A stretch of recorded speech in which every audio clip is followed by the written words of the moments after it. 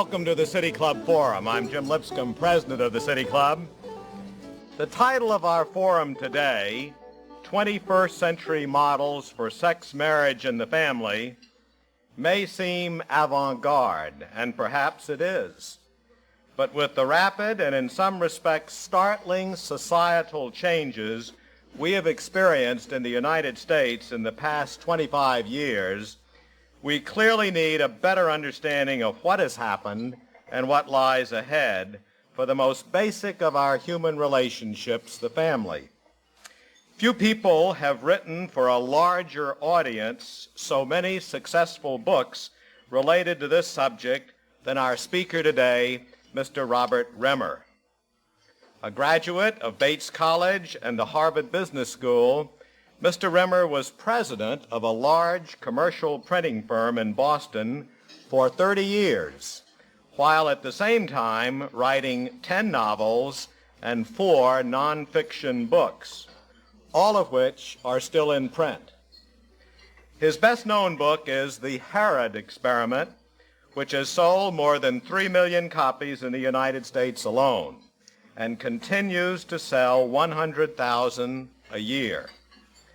All of his novels deal with alternate lifestyles and structured forms of marriage, including The Rebellion of Yale Merit, Proposition 31, Thursday, My Love, and Come Live My Life, all of which have sold more than 1 million copies.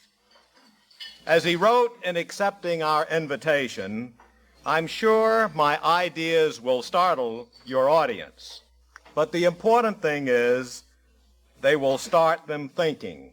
Mr. Remmer, we are pleased to have you with us today.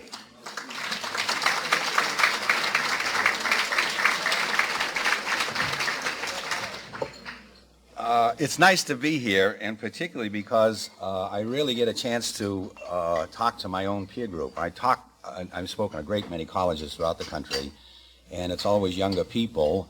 And there's just one thing that I want you to know is that in addition to speaking, the subject that I'm going to speak on is going to shock you, I'm sure, in some points. And the way I'm going at it will shock you. But I also could speak on economics. In fact, wrote a novel which I hoped would be published under the title Looking Backward 2. And my publisher, that was a famous utopian novel, Looking Backward. And I recommend that if you have a chance to read it. It was written by Edward Bellamy. Anyway, my hero in Looking Backward 2 believed he was a reincarnation of Edward Bellamy, and he's running for President of the United States in 1996, and he's trying to turn the United States into a people's corporation.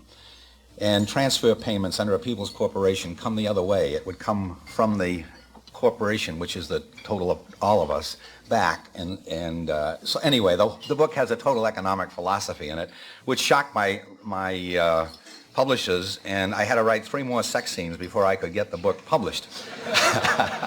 And if you pick up a copy of Love Me Tomorrow, you'll find somewhere in about midsection there's a footnote that if you want to go on with the story, skip the next 40 pages because, as usual, Bob Rimmer is ranting on some subject. So I have used the novel in this particular way. I don't usually read a speech, and I'll try to make this one so it doesn't sound as if I'm reading it, but I'm trying to stay within the time limit here, and I have a tendency to ramble if I don't do that. Some people think I'm a utopianist. Others think I'm a futurist. The truth is that all the various alternate premarital and postmarital sexual and family styles that I have proposed within the framework of the various novels are achievable utopias. I dedicated my 3rd novel, The Harrad Experiment, to the men and women of the 21st century who might consider it quaint, but hopefully would consider it germinal, since it pointed the way to a new kind of post-secondary education for all Americans. But the truth is there is no Harrad-style post-secondary education yet, or anything like it, offered by any college or university in this country or the world. In the 40th edition of the Harrad Experiment, which was published in '79, I added a long afterword, Who's Going to Start Harrad?, which is just as shocking to college administrators and faculty and many parents and religious leaders as it was 15 years ago when the Harrad Experiment was first published. Harrad is not a college. You couldn't get a degree from Harrad. Rather, it's a 4-year living environment which any college or university could offer to undergraduates who would agree over a 4-year period, or as I have further developed the theory in my novel, The Premar Experiments, a 2-year period, to room together on campus with 4 members of the other sex and 1 of the other race. None of these roommates would be of their own choosing, nor would there be any marriage commitment between the male and female roommates. In other words, if you could experience this kind of undergraduate living, you would be rooming in a one-to-one friendship relationship with a member of the other sex whom you did not choose as your roommate. Like any 2 roommates of the same sex in a typical college or university environment, you would pursue your studies, leading to a degree or vocational training in the colleges and universities and vocational schools in the area. In addition, all roommates would be required to take a human values seminar, which would convene once a week during the entire 4 years for a couple of hours and would help unify the entire undergraduate learning experience and give young men and women much broader perspectives on their own historical place in the world, as well as gradually help them become joyously skilled and loving in the area of human sexuality and interpersonal relationships. If you completed the entire 4 years of this Harrad Premar living experience, whether you married one of the roommates you lived with in this educational program or not, you would have experienced 4 members of the other sex on an intimate mental basis and in all probability enjoyed sex making with each one of them on a one-to-one basis. If you have read any of my 7 alternate lifestyle novels, you already know that I believe that human beings function better within socially approved structures, and that I believe if we dared to legalize other forms of marriage relationships beyond monogamy on an a priori basis, we could eventually create sounder family structures and a sounder social system than one in which monogamy is the only form of marital relationships. Thus, I believe that we should legalize bigamous marriage, marriages of up to 2 men and 1 woman and 2 women and 1 man.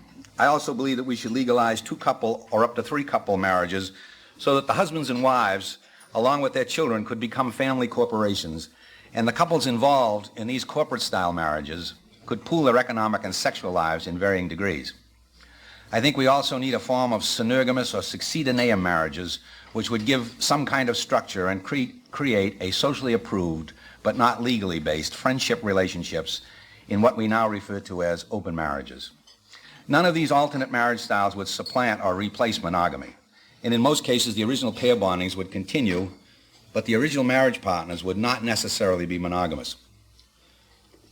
Before I give you a platform and a manifesto, which I'm going to come to, for a new moral minority, which I believe could lay the groundwork for a new era in interpersonal and sexual relationships and make possible new kinds of premarital and postmarital alternatives that I have proposed, let me give you a fast overview of the sexually frustrated society we have drifted into in the past 50 years. We now live in a society where many people believe that sex for recreation, sex for stimulation, and sexual variety, with as little human and interpersonal involvement as possible, can be a way of life for millions. We live in a world where our personal needs for self-determination, combined with our continuous scientific breakthroughs, have totally changed the kind of marriage and family that our mothers and fathers had. No feminists or futurists in the 1960s predicted or even anticipated that by the end of the 1970s, 50% of all American women would be working wives, or that of the 19 million new jobs that have been created in the past decade, 11 million of them would be filled by women. Back in the 1960s, when Betty Friedan's The Feminine Mystique was a bestseller, Betty and other feminists hailed work and careers as the only way that women could fulfill themselves. Little did they realize that 20 years ago that most women would be working not because they wanted to, but because they had to supplement their husband's income and to stay equal to inflation. And today women are working outside the home, not because in most cases they are career women, but because homemaking, being a housewife, is no longer a full-time job. And many women are discovering in their workplaces that there are other men in the world beside the men they married, and that particular husbands might not be so smart or so aggressive as they think they are, and in many cases may not be just as downright attractive as they may think they are, or earn as much money as the man a woman may be meeting on her job. As a result, many women are playing the former men's game. If, as the current statistics reveal, about 65% of married men currently have extramarital affairs, you can count on it. In the coming year, an equal number of women will prove in bed, with their husbands or not, they are equal. Like it or not, the average male is marrying a woman who refuses to be dominated by her husband. Nancy Reagan may exemplify Phyllis Schlafly or Mabel Morgan's total woman. Nancy may be a woman who is a mirror reflection and who adores her husband as much as he adores himself. She may not greet Ronald after a hard day's work in the Oval Office with a cocktail in hand, wearing the latest provocative underwear from Fredericks of Hollywood. But the truth is she's a cultural lag. She's not a typical woman of the 1980s. The reality of many American women today is the 39-year-old woman whose husband has deserted her, skipped alimony payments, and who has to go to work to support her 3 children and mortgage payments on a house that she can't afford to live in. There are 7 million women in America today who have lost the man they counted on, either by divorce, desertion, or death. Most of them have no way to support themselves. Only a few have marketable skills. They are totally lonely in a society that values single women, but only if they're somewhere between 30 and 35 and have no mewling children hanging on their skirts. Hundreds of thousands of these women would be delighted to join in a menage a trois, a bigamous marriage. But while women have managed to control the sexual harassment in their working environment and may slowly achieve equal pay for equal work, they are far from winning the battle of being sex objects. We live in the world of the undulating, provocative teenage behind. The Jordache look, the being naked underneath look, I ain't wearing nothing but my underalls, is the come-on sex tease message. According to Arthur Ross, director of Weiss Gettler, a large advertising agency, people are looking for new stimulants on a subconscious level. Sex is the last taboo. Explicit sex advertising is targeted to reach what the advertising profession perceives as a sex-jaded public, a turned-off populace. If you don't think Arthur Ross is where it's at, turn on your television. Watch the Olay woman promise you new sexual heights with your Olay look. Or listen to the Aviance woman who raves, I can bring home the bacon, fry it in a pan, I can work till 5 o'clock, and if it's loving you want, I can kiss you and give you the shivering fits. Or she may be telling you, I've been sweet, I've been good, I've had a full day of motherhood, but I'm going to have an Aviance night. And then there's the Harvey Bristol cream lady. What kind of sexually strange land are we living in that the men who control the advertising business bomb their sexually frustrated fellow men with a continuous sex tease? Teenage songwriters who actually write their own lyrics are more honest than Madison Avenue copywriters. Do It is the name of one of the current songs. Do That to Me One More Time. Another is more romantic. Take Time, Do It Right. Compared to our movies, teenage song lyrics are mild. And keep in mind that 76% of the suburban theater audience is now composed of young people between the ages of 12 to 29. They flock to the theaters in droves to see movies like Little Darlings, which features Tatum O'Neal and Christy McNichol, 15-year-olds at summer camp, who are trying to win a bet as to who will get sexually initiated first. Or movies like 10, which is the story of an older man in his 40s searching for his youth with a much cooler younger woman. When he finally gets her to bed, even though she's married, she's so enthusiastic about having sex with him that she scares him right out of her arms. Or try a movie called Changing Seasons, in which Shirley MacLaine is discovered in bed with her lover by her teenage daughter, while Daddy is in another bed in the same house with Bo Derek, that perambulating 10 woman again.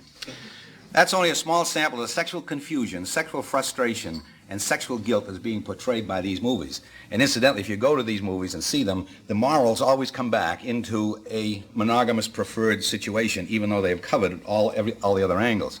And it isn't working. If you still read books and you don't think that sex sells novels, or that many authors aren't even more sexually hung up than their readers, and if you aren't aware that women read practically all the novels published, then you better not write books or go in the publishing business.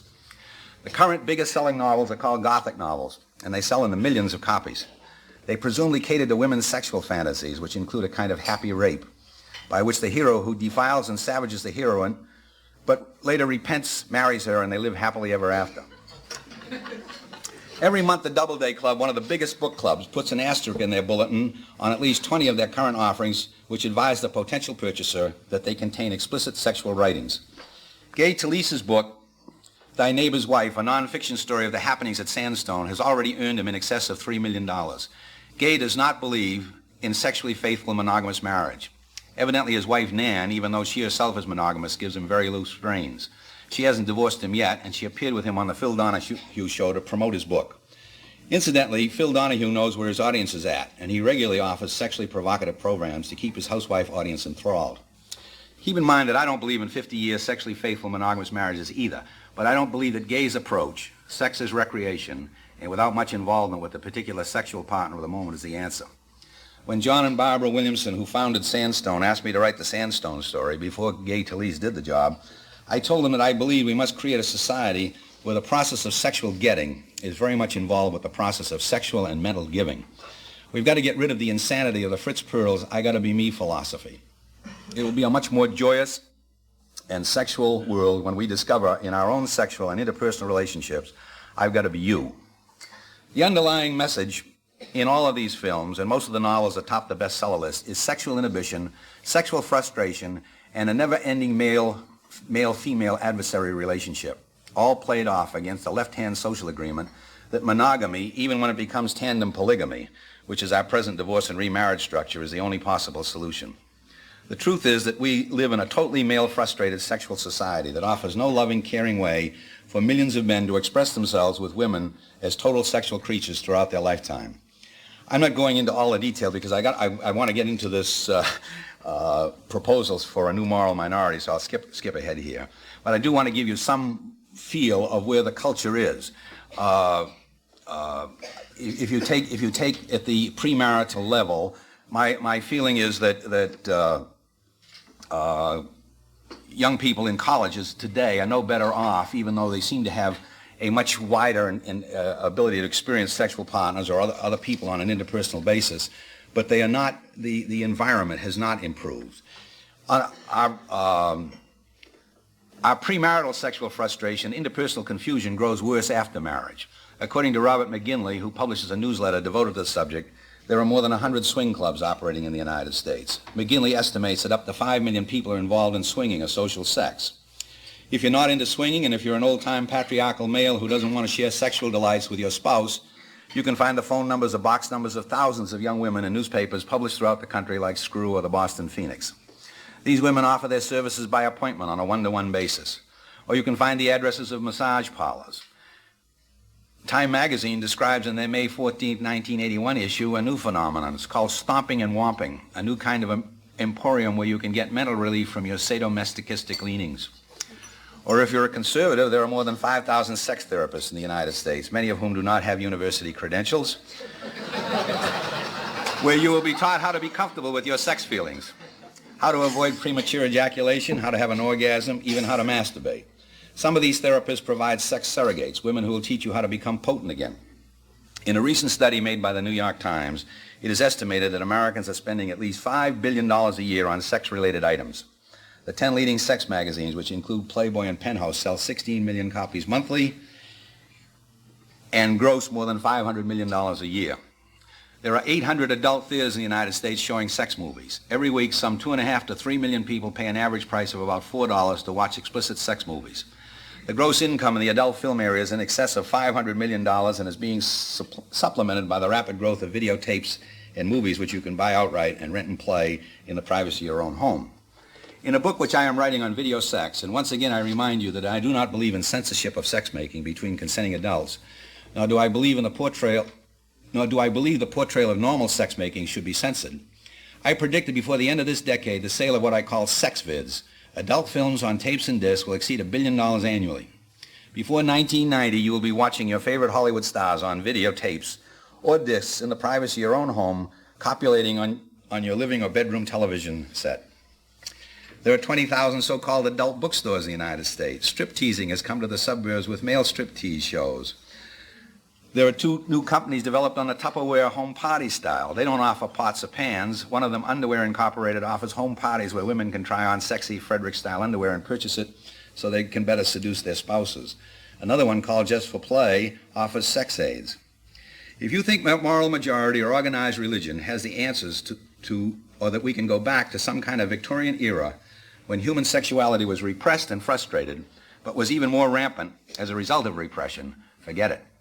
The only way to create a healthy sexual society is to stop being ashamed of human sexuality, stop frustrating healthy young human beings, and offer them from early childhood a loving, caring, sexual environment where older citizens dare to exalt human sexuality, wonder at it, and make the act of sex-making both joyous and filled with warm laughter and amazement at the wonder of one human being being able to surrender him or herself to another.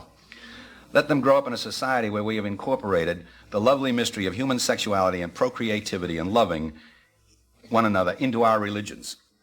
Let them grow up in a society where human sex-making is a sacrament. I'm not going to go cover all the things of the statistics that you know on the divorce rates or the 18 million children who are now living in separated homes because of that, or the fact that single parents, children from single-parent homes consistently have lower academic achievement and are really a problem, or the fact that in moral majority may be lamenting that more than a half of the 10.3 million 15 to 19-year-old girls in this country are now engaging in premarital sex, and 1 million of them are getting pregnant. You may be dead set against sex education in the schools that would really teach young women how not to get pregnant. At the same time, you may be a pro-lifer who insists that 600,000 babies that were aborted last year should have been born no matter what traumatic circumstances of their lives or their parents' lives might be. I'm keep moving on this because I'm going to get to the platform now, and I want to get this a few minutes of it to instead of offering young people a sex-positive world, we have created a sex-negative environment. We set the stage for future marital problems by degrading human sexuality, making it evil, confining it to the sleazy areas of our cities, at the same time brassly using it as a sex tease in our advertising. My feeling is that instead of sex-negative approaches, we need a new moral minority, a few million of us who are in basic agreement and someday will become a sexual and moral majority. We need a new moral minority who dare to propose new approaches to human sexuality that would put America in the vanguard of all nations. We need a new moral minority who are aware that even though our scientists are making the most exciting technological and biological breakthroughs in the history of human beings, we are still living in the midst of the greatest interpersonal confusion and sexual source that men and women have ever experienced. The first sex-positive credo of a new moral minority would be to make human nudity commonplace. Basically, this means that men and women could be naked whenever it was personally convenient for them to be naked, and at the very least being naked in one's home or backyard, front yard, in public and apartment, hotel swimming pools, or in YMCA or YWCAs. Obviously, this would eliminate much of the silly, sexual lasciviousness from men's magazines, and gradually, in the framework of a new moral minority's total approach to human sexuality, would gradually restore a sense of wonder and dignity to the human body in all of its manifestations. Simultaneously, a new moral minority should approve the visual portrayal of normal human sexuality between consenting adults over the age of 18 in magazines, newspapers, television, and in the movies. Normal human sexuality should include penile vaginal sex and oral sex. This would mean that from childhood, young people would have seen many men and women enjoying sex making and men and women kissing each other's bodies in the act of love.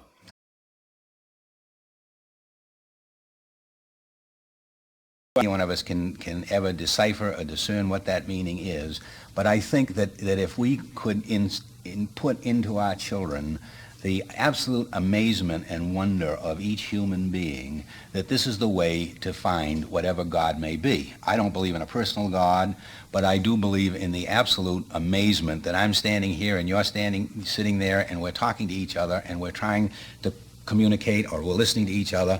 And all of the processes are going on in our body that most of us don't even know what they are or what's happening. And like there was an article I just read on memory. No one knows what memory is in the human brain, why it's there, how it... Now, is God responsible for that? I don't know, but I do know that I am totally fascinated with the learning processes that are going on and the learning that's... And I think every human being, this becomes a way of making life worthwhile. In other words, if you're like me, you walk into a bookstore and you look at the millions of things you don't know and you want to buy all the books and you know you can't read them all. And you know that you can't learn everything. That's my journey. I think each person has their own, perhaps. Yes? Okay. I would like to know how you would propose to institute this form of society, because it seems as though we would have to take the children that were born from today onward and isolate them for the purpose of education so that they would not be contaminated by our present-day obscene and corrupt views of sex. No, let me tell you, I don't think so, because if you wanted to start, and I'm looking for I don't want to do it, because the minute that I do it, I become a charlatan who's trying to get rich starting a Harrad college or a Harrad Premont. And I've had many people say to me, why don't I start? All that has to be done is within the framework of a city like Cleveland to set up a living program along the Harrad lines and work it out with the accredited colleges and schools in this area so that the students going there could take their courses and graduate. Now, instead of living in the dormitories in this environment, they would have this as an optional way of...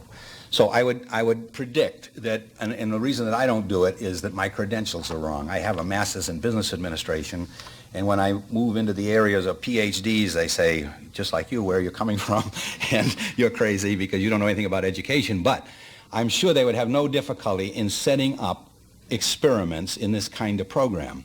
I also, in other words, you're not going to do this overnight. It's a slow process. You experiment. And we live in an age where experiments are valid. We've made all kinds of experiments with human beings. Look at Masters and Johnson, and we read all their material that they did with human beings telling us about our sexuality. We can do the same thing with families. And I propose to the American Council of Life Insurance Executives, who are more horrified than most of you when I proposed it to them because they're all presidents of life insurance companies, that they should set up a Future Families of America Foundation. Otherwise, is the way it was going, I wouldn't, if I thought I had a 50% chance of being divorced, why do I want to buy ordinary life insurance? You know, in other words, the life insurance company have a vested interest in the style of living that we will be down the road 20 years. So these experiments now become, there's an experiment here, one there, so forth, and they're purposely done low profile so that the newspapers and the media are not driving the people involved in them crazy. There's just no general publicity until after they've gone on for a little while, and maybe, you know, a premarital program 4 years or a family program 4 years, and then someone has now able to evaluate it. Maybe it won't work. Maybe all the ideas I'm saying are crazy. But I think what we're doing is crazy in that we're drifting. Mr. Rimmer, Yeah. I'm intrigued by your presentation. However, I look back and think, why today crime increases tenfold, rape increases? This wasn't happened 20 years or 30 years ago. People had more morals than we have now. And all our morals deteriorate rapidly.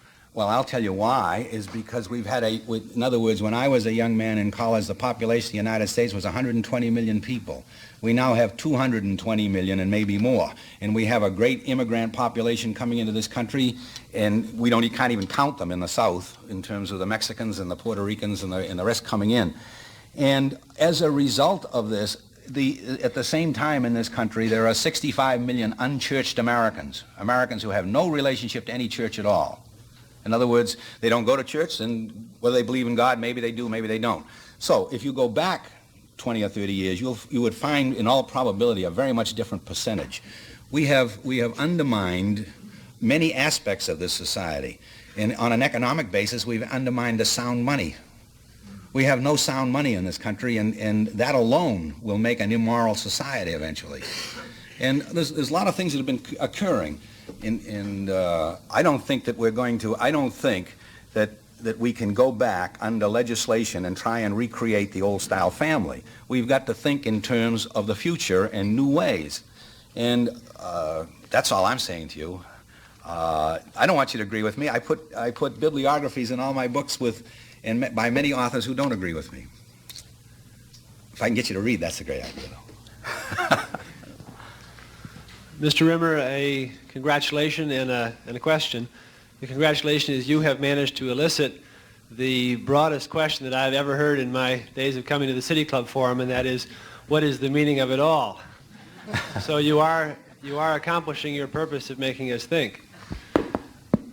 The question is, do you not think that you are underemphasizing the point which my neighbor brought up, which is that there is a great need of a child to have a stable relationship with its caregivers, its parents, hopefully, and that should, whatever relationships you may want to try to imagine in a more freewheeling way among adults or even among people coming into adulthood, that you should, if you're really trying to postulate a moral minority manifesto, focus very clearly on what stable relationship you hope to see realized between a new child and its parents. I have done that within the framework of these novels, and if you want to carry the Harrad idea out one step further, and now I'll give it to you in a utopian basis, if you went to Harrad, you would have a premarital experience with four people or more, but at least four of the other sex. And then you would enter in all probability, to a monogamous relationship for another 8 to 10 years. And at this point would be your childbearing era.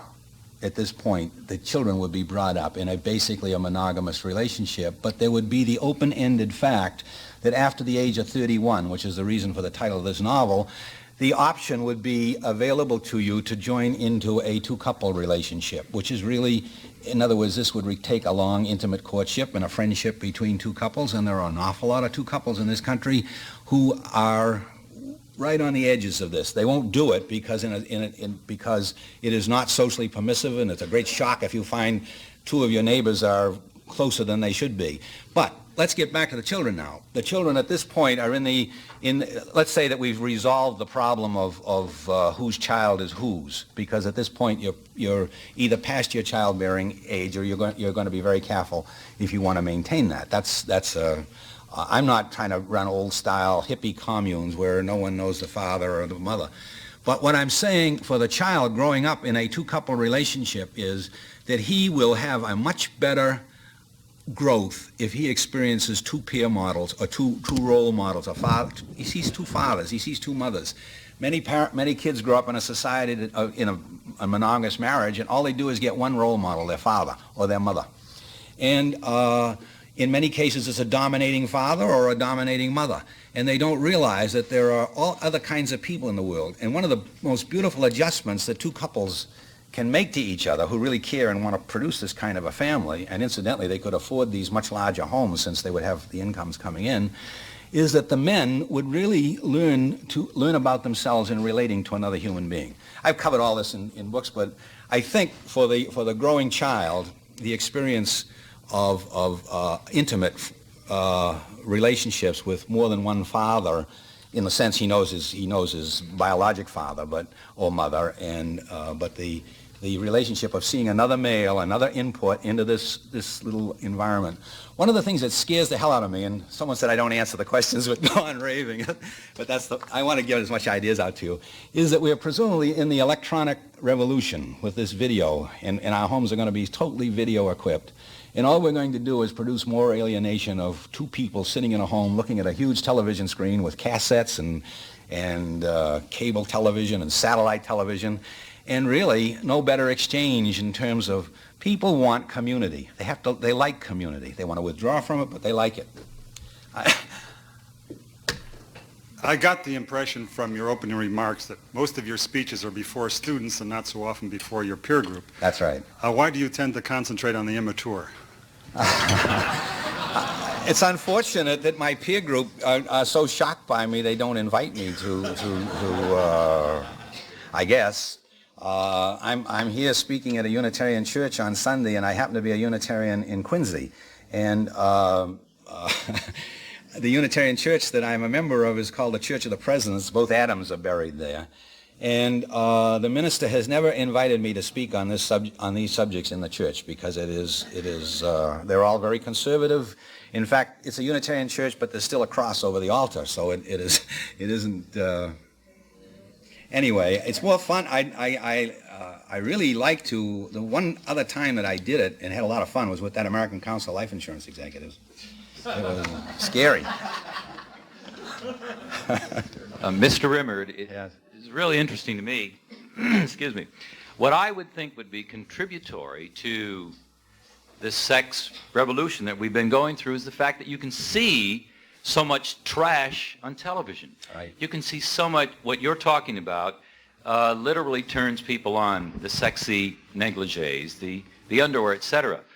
If we allow this, and we continue to see it on television, don't you think that is exactly what's going on in the drug revolution as well? Is that if we're going to give everybody everything they want, that's going to just go into every facet of society. Wouldn't you agree with that? Well, the sex tease is I think it's sick, sex tease. I think that if we created a society where we really brought young people up with the total mystery and God-given joy of their sexuality and the fact that one of their prime purposes in this life is they're here largely to procreate, but now we're in a society where you can't procreate all the time. In other words, it becomes a privilege to have children in the future in all probability. But this is all part of our drives, part of our thing, and we don't teach kids this way. We put sex on a tease basis, on a sleazy basis. One of the things that sickens me in Boston is a place we have called a combat zone. And when I was a kid, I grew up with the old Howard Theater. And if I wanted to see a naked woman, just like any other young man growing up, if a male doesn't want to see a naked woman, the world stops, right? But why have to see them in a burlesque theater or in a sleazy place between baggy pants comedians who are telling dirty jokes, or in slummy places like, and I'm sure there's such places exist in Cleveland. And I say that we can take sex and make it much more joyous. One thing you didn't mention at all is the health end of this. I understand that young girls who have indiscriminate partners when sex are more apt to develop cancer later in life. Isn't this a problem? Well, you see, I'm not saying indiscriminate partners in the sense that if there is a Harrad-type undergraduate experience, the people guiding this program would be constantly guiding it in terms of the youngsters who are coming in at the age of 17 or 18 years old, so that they not only would, in other words, if there was such an institution, which there isn't, and you went there, you would have a roommate of the other sex, just as if you went to a regular college today, you'd have a roommate of the same sex. Now, that doesn't mean you're going to jump into bed, and that doesn't mean that you're going to have an orgy every time you turn around. It'll be a very gradual experience. In other words, and guiding this all the time would be counselors and so forth, where the youngsters met in groups, and you talked about all aspects of your own sexuality and your own drives and so forth, none of which occurs for young people today. It does not occur. They have to solve their problems after marriage. You may choose not to answer this if you'd like. To what extent do you practice your philosophies in your own personal life? And if you do, and I assume you do, how does your family and how does this affect your family relationships? My wife is sitting here in front of me. I've been married 40 years. Okay? Well, I'll answer one other thing. We were in a two-couple relationship for 30 years, and it worked. It was a lot of trauma in it. It was a lot of experience going forth, but it worked. And I know of others where it's worked. And it is not easy to find another couple, and I don't think you're going to find, I'll always say you need a long courtship period in it. But it's an interesting experience, a big learning experience.